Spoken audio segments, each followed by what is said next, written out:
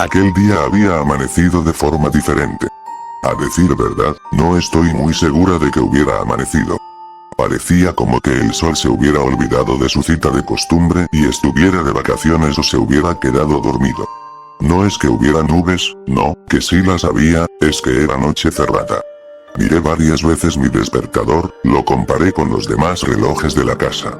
Encendí mi teléfono móvil, la televisión, todos estaban sincronizados, sin lugar a dudas era una nueva mañana de un nuevo día, pero el sol seguía sin aparecer, sin dar señales, sin hacerse presente, ni siquiera insinuarse, nada, era como si toda la vida hubiera sido de noche y la existencia del sol solamente un sueño.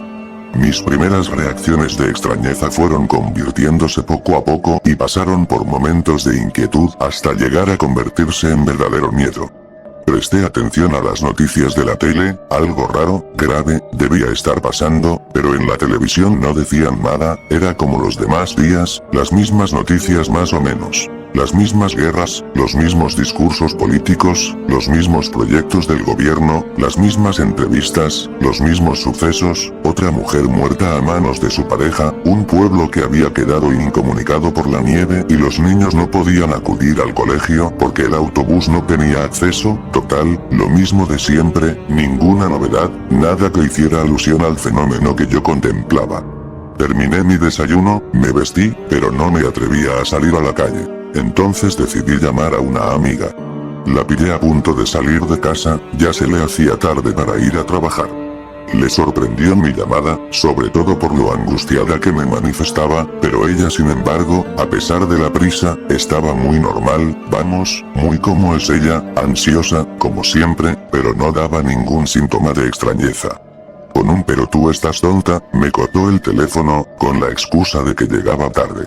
Ante tal dudosa respuesta no tuve más remedio que seguir investigando. Decidí coger la guía telefónica y buscar algún servicio oficial, meteorológico o algo por el estilo, la policía local, la Guardia Civil, el número gratuito de ayuda, el teléfono de la esperanza, y a todos los que, dentro de mi excitado estado, conseguía localizar. A todos ellos llamé, no sé, pero yo diría que me tomaban por loca o algo así, eso los más comprensivos, pues hubo quien me contestó muy molesto alegando que, por mi voz, ya no tenía edad de andar gastando esas bromas. Mi desconcierto aumentaba por momentos. Mi preocupación, minutos antes basada en pensamientos tan trascendentales como que podría tratarse del fin del mundo, empezaron a tornarse en algún motivo más personal. Empecé a pensar, primero, si se trataría de algún problema que me había surgido en la vista, lo cual debía ser grave, bastante grave, muy grave. Cada vez me asustaba más entre mis paseos de ida y vuelta al baño para mirarme en el espejo. Para mirarme en el espejo y para hacer pipí, pues ya era tal la subida de adrenalina que mis riñones no daban abasto. Abría mis ojos ante el espejo todo lo que podía, me acercaba, intentaba mirar dentro de su iris, a su alrededor, moviendo el globo ocular en todas direcciones, tirando del párpado superior hacia arriba en busca de alguna señal, de algo que demostrara mi problema en la vista. Luego pellizcaba el inferior y buscaba todo lo adentro que podía. Mis ojos tenían el mismo aspecto de siempre, tal vez los sentía un poco incomodados por la falta de luz natural, pero eso era todo.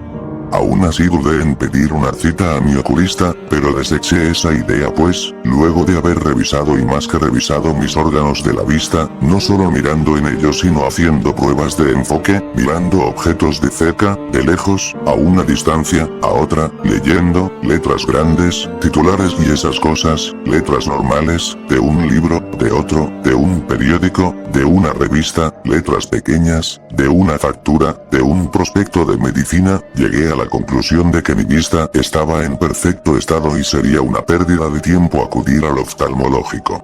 El rato que estuve dándole vueltas a mi vista, haciendo pruebas de todas clases sobre su funcionamiento, me sirvió de distracción para hacerme olvidar un poco el problema principal, y, como decidí que no tenía nada malo en mis ojos, logré tranquilizarme algo. Pero, en cuanto recapacité, al ver el oscuro paisaje a través de los cristales de mi ventana, volvió a atacarme el mismo desasosiego. Bueno, el mismo, casi que no, yo diría que bastante mayor, pues el problema, sin duda, radicaba en mi mente. Eso ya era algo grave de verdad. ¿Me estaría volviendo loca? Tal vez sería un poco de estrés, nada que no se arreglara con unos cuantos enclíticos. Algún pequeño problema relacionado con la santonina. Si en el fondo yo sabía que no podía ser nada bueno acostarme a la hora que yo solía. Esto me serviría de escarmiento para meterme en la cama a una hora prudencial. Pero me decía esto y mientras tanto no podía ocultar mi temor sobre lo que me estaba pasando. A pesar de no querer asustar a mi madre, que vivía en otra ciudad con su nuevo marido, me decidí a llamarla, estaba demasiado angustiada y, tal vez ella me pudiera hablar de supuestos antecedentes que yo podía haber tenido de niña, o quizás algún pariente cercano, algún antecesor que me hubiera podido transmitir algún tipo de enfermedad mental que yo desconociera. Era preciso saberlo, para tener algún dato que me guiara en aquello tan raro que me estaba sucediendo. Llamé a mi madre y, lejos de ayudarme aclarándome dudas, lo que hizo fue enfadarse, reñirse, como si yo todavía fuera una niña. Que la culpa de que me pasaran esas cosas la tenía yo misma, que era una irresponsable, que no sabía asimilar las cosas, que tenía una mente ingenua e infantil, que ya era hora de que aprendiera y que, si no era capaz de leer esos libros que leía, como una persona mayor, que me resignara y leyera cosas más adecuadas a mi mentalidad, menos dañinas para mí. Porque, no es que esas lecturas fueran dañinas en sí, pero estaban hechas para ser leídas por gente que supiera discernir la realidad de la fantasía, por personas que demostraban su adulez, y parecía mentira que yo, a mi edad, todavía me tragara esas cosas. Así que tendría que prometerla que, por lo menos, en una temporada, no iba a tocar ninguno de esos libros, por mi salud mental. Que ella pensaba que eran tonterías mías, ya que siempre había sido muy fantasiosa, y que, en unos cuantos días de restricción de esas lecturas, de seguro que olvidaría el asunto y volvería a la realidad. Pero que, de no ser así, o, en el caso de que la desobedeciera y continuara con esas lecturas, en cuyo caso seguiría con mi trastorno, se vería obligada a llevarme a un psiquiatra. La verdad, me indigné con su postura, me trataba como una niña y pretendía que esa era la ayuda que me tenía que dar, más valía que no la hubiera llamado. Anda, quédate tranquila con tu marido, pensé, tengo suficiente edad para saber cuándo debo acudir a un médico y cuál es el especialista que me ha de ver. En definitivas cuentas, había perdido de ir a trabajar, así que tuve que llamar diciendo que me encontraba enferma, pero no hice ninguna alusión a mi problema. Aunque, a decir verdad, ya me estaba adaptando a esa nueva situación, pues el sol no llegó a mostrarse en todo el día, interiormente mi inquietud seguía aumentando, seguía sin poder entender lo que pasaba, sin poder acostumbrar mi vista a esa nueva situación y, encima, nadie me sacaba de dudas, nadie era capaz de darme una explicación convincente. Intenté tranquilizarme y, ya que no había ido a trabajar, aprovecharía para ir a hacer unas compras que había ido posponiendo.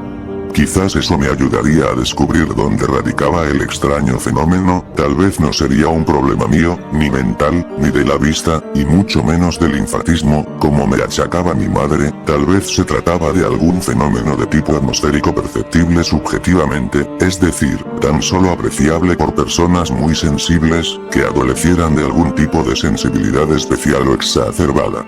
Al ir de tiendas, necesariamente me mezclaría con gente de todo tipo, prestaría atención a las conversaciones y, seguro que me tropezaría con alguna persona a la que le ocurriera lo mismo que a mí. A decir verdad, ya era casi mediodía y el sol continuaba sin dar señales de vida, se me hacía raro salir de compras a última hora de la mañana como si fuera de noche, con el cielo totalmente oscuro, exceptuando algún brillo de alguna estrella que se dejaba ver por entre las nubes, y con todas las luces eléctricas encendidas, las farolas, los letreros luminosos, las ventanas de las viviendas, el interior de los comercios, todo, como cualquier día después de anochecido. Entonces recapacité, me di cuenta de algo que me había pasado desapercibido, qué tonta. Era algo tan evidente, como no me había dado cuenta antes. Si las luces eléctricas estaban encendidas es que, realmente era de noche, que realmente las demás personas tampoco eran capaces de ver la luz del sol, o sea que no se trataba de ningún trastorno mío, de ningún fenómeno de mi percepción, a menos que confundiera el fulgor de los rayos del sol con la iluminación eléctrica, cosa que también podría ser probable. No sé, mi cabeza estaba ya tan liada que no acertaba a tener ningún pensamiento congruente o, al menos convincente. Pero, lo peor que podía hacer ante esa situación era quedarme en casa, además tenía ganas de poder llegar a una conclusión que me resultara un mínimo de satisfactoria además de la simple curiosidad por saber cómo estaban viviendo las demás personas esa extraña situación, ese fenómeno que no sé si llamar extrasensorial, mental, atmosférico, apocalíptico o vaya usted a saber de qué tipo. Pero, el caso es que los organismos a los que había llamado por teléfono no tenían constancia de que pasara algo extraño o diferente, incluso habían llegado a pensar que se tratara de una broma mía. Mi amiga me había dicho con todas las letras que estaba tonta. Mi madre, incluso se había enfadado conmigo por mi mentalidad infantil y, lo que es peor, me había hecho prometerla que dejaría de leer las novelas de ciencia ficción que tanto me gustaban, por considerarme incapacitada para su asimilación, eso sí que me tenía realmente indignada. Bueno, total, menudo lío, menudo día tan raro estaba viviendo, ya que todo estaba trastocado, ¿qué importancia tendría que, en lugar de ir al trabajo saliese de compras? Y así, con la decisión tomada me lancé a la calle a ver qué ocurría. La gente estaba tan o más normal que de costumbre, las conversaciones eran las típicas entre las marujas, los dependientes atendían con la misma abulia de siempre, excepto Lali, la dependienta de la perfumería de la esquina, que, como siempre, con tal de parecer la más simpática, la más mona, la más, bueno, la más artificial, porque va siempre hecha una máscara con sus kilométricas pestañas, su sombra azul pavo real y sus uñas de bruja, no paraba de hablar, de hacer probar a sus clientas los nuevos perfumes, ¡buah! Aquello apestaba con tanta mezcla, y de hacerles caídas de párpado a los clientes masculinos.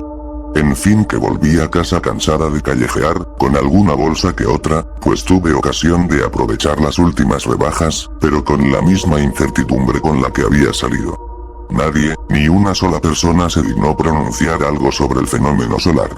Entonces recordé algo de lo que había oído hablar o había leído o, no sé muy bien cuál era la referencia, un fenómeno que era posible que se diera, pero que aún no había tenido ocasión de presenciar en toda mi vida. Se trataba, si no recordaba mal, de un eclipse.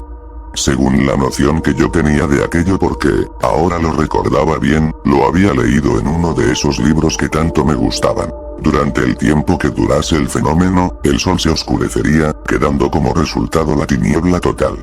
Pero, era curioso que, siendo el eclipse un fenómeno tan poco corriente, no fuera el centro de atención del día, las noticias no lo hubieran anunciado y la gente no saliera de su rutina al observar algo tan extraño y diferente. Intenté pasar la tarde relajada, procurando evitar darle muchas vueltas al asunto, preparé la comida del día siguiente, me hice una maratón de cine en casa, no me perdí las noticias de la noche, todavía con esperanzas de esclarecer mi terrible incógnita, aproveché para ordenar unas cosillas que siempre se me iban quedando en el olvido, cené, vi un concurso en la televisión y, agotada me fui a la cama.